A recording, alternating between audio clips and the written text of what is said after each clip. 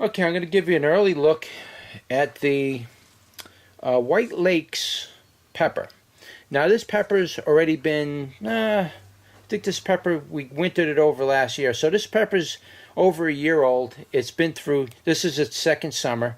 It stunted up last year, but I wanted to winter it over, so I had something to grow this year, knowing that it will fruit in its second year if it doesn't fruit the first year. So I wintered them over for that reason.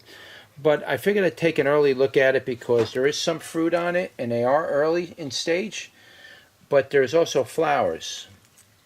And the flowers come open and close right away. And I really don't like to show them to you when they're closing like that. I want you to see them when they're open. But it's basically a typical annum type flower. Okay, it's pretty much typically an annum flower. You can see they close up. These were open this morning. I figured I'd come out here and shoot this one and, get some video of it. Now at the end of the day, it closed up. Will it be open tomorrow morning? I don't know. It might be. But that's the flower for it. That's the fruit. Here's the leaf profile. It's very waxy, smooth leaf. It has no fur on it at all. This thing is like leather, it feels like. Very smooth and thick type of a leaf. No hair on it at all. The stem has no hair on it.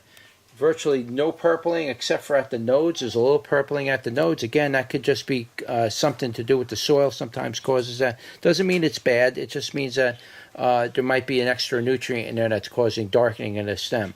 Sometimes the sun actually causes that too. That's a natural reaction for pepper plants to produce a darker color in it as a protection. So sometimes plants will do that. Pepper plants anyway. And that's basically it. That's the White Lakes. I will do another video once the plant gets larger and more fruit come out of it. The one fruit on here, I may even pick this one off because you can see down here there's a little bit of brownness showing at the cap over here at the calyx. That could be an insect got in there. Or it's just, I just peeled it back a little bit. It don't look bad. I'll let the fruit mature. Because usually there's these insects that get in my greenhouse and they eat holes, and sometimes they eat them right between the top of the calyx and the fruit, and you don't know they're in there, and you're eating it, and it's full of maggots. So, yeah, there's some weird bugs up here where I live. But, yeah, that's a cool look at this plant. It's not a very big plant either. It's kind of stubby and short. But I would imagine it probably can get 2-3 feet possibly, and tons of peppers are going to come out of the thing. But, again, this is its second year growth, so you got to keep that in mind. That the root system in this plant is very mature at this point. So it's a good plant. It's definitely worth a grow, but we'll review it a little later in the season, and we'll take a look at what the correct profile of the pepper should look like when it's fully mature. Also, too, another interesting thing about this pepper is it's not necessarily a bell pepper. Bell peppers will hang down off the plant. This is an upright pepper. For a pepper like a bell pepper, it shouldn't be upright, but the weird thing is this pepper's upright. So I'm hoping that this is the correct pepper for the seeds that they were sold me. Alright, so we're up to the pod review part of this video, and I shot some video earlier, which you've probably seen, but I had to do that before it got crowded out, and here we are at this point here. So we're going to do a pod review on this pepper right here, and it's called White Lakes pepper. Now, unfortunately, I didn't know how this plant was going to grow, because a lot of times I can put my plants like this, and you can see they got quite crowded in. But I could put my plants like this, and 1 out of the 4 plants in that pot will shoot up and meet the top canopy and produce fruit up higher without the plant staying kind of small. Well, in this particular case, this plant didn't really get much bigger than what you see right here, which is, try to point it out to you, it's this plant right here. I'm going to shake the leaf. That one right there, that is this White Lakes plant.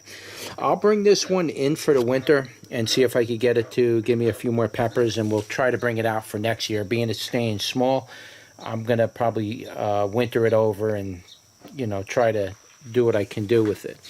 But as you can see, there's a few peppers down here.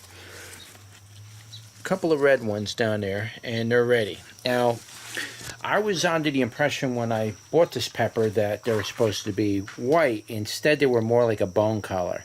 And so I'm assuming that this is a smaller size. Probably they probably get a little bigger than this, but I don't think they get too much bigger because I grew it last year and I think I got around the same size even when the plant was by itself. It's generally a small plant and it doesn't really get huge per se. You know, it's kind of falls into that sheep nose kind of a plant. They kind of stay short, stocky, and they don't really want to get too big. I mean, if you grew it by itself out in the sunlight, it'll probably get a lot bigger. But in general, they don't really want to get too big, and they're not heavy producers. Though, I don't really know how heavy this will produce because it's all the way in the back. And you're probably asking, well, why don't you just pull the pot out and move it out into the outside? If I do that, I'm going to rip all the roots out that are inside the pot, and that's just going to cause the plant to stunt. And I don't care about that happening in the wintertime, but right now, it's not a good idea to do that. It's already too late for me to do that. So anyway, as far as the plant profile goes, it looks like it's a standard leaf, very dark in color, very healthy plant, pretty stocky. The stem has no purpling in it, but I'm pretty sure if you put it in the sunlight, you might get a little purpling at the nodes, so you might see that. The stem is waxy smooth. I do believe it's an annum, and that's about all I can say about it at this point. Here's the leaf right there. So let me pop a couple of these off. I got 2 ripe ones here. Maybe after I take these ripe ones off, we will... Man, I cannot see anything in here. Maybe it'll grow a little more. And here we are. We're up to the taste test of this now, and this is called the White Lakes pepper. And that's what it looks like. To give you a good view of that. This is about the size of it in my hand, as you can see. It's about how big it is. And let's give it a bite, see what it tastes like.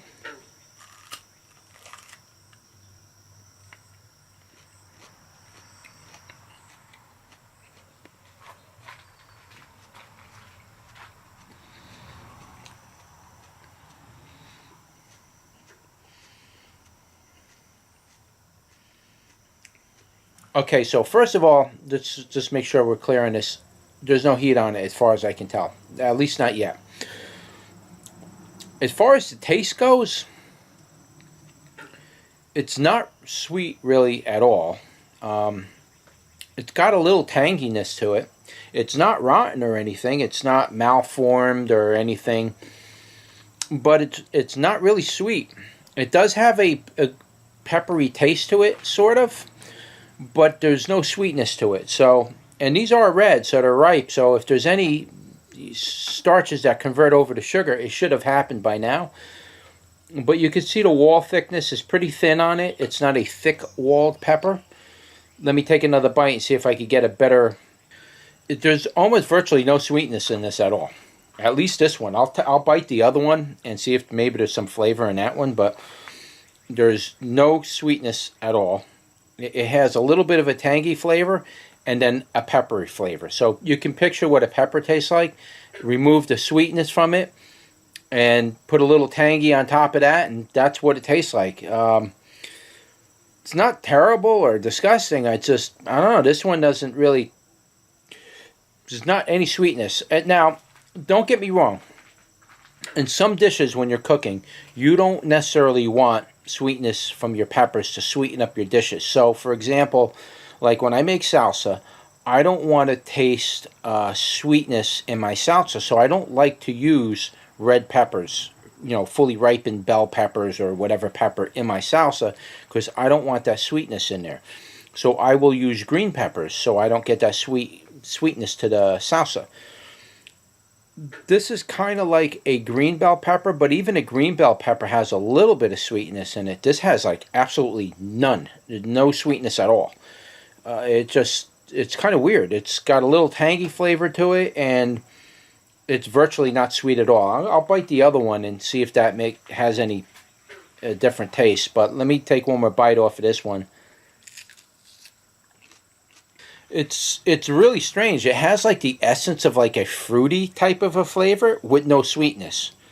I don't know how any other way to say it. It's like having a slight appley type taste with no sweetness at all following it. It's a really strange effect. It would go, I'm sure it would go good with some stuff. Now, I have the other one here. We'll bite this one and see what this one tastes like. So let's see what that tastes like.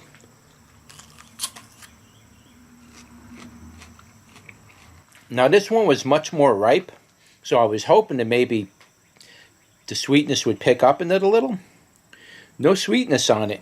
I'm sorry. There's just no sweetness in both of these peppers.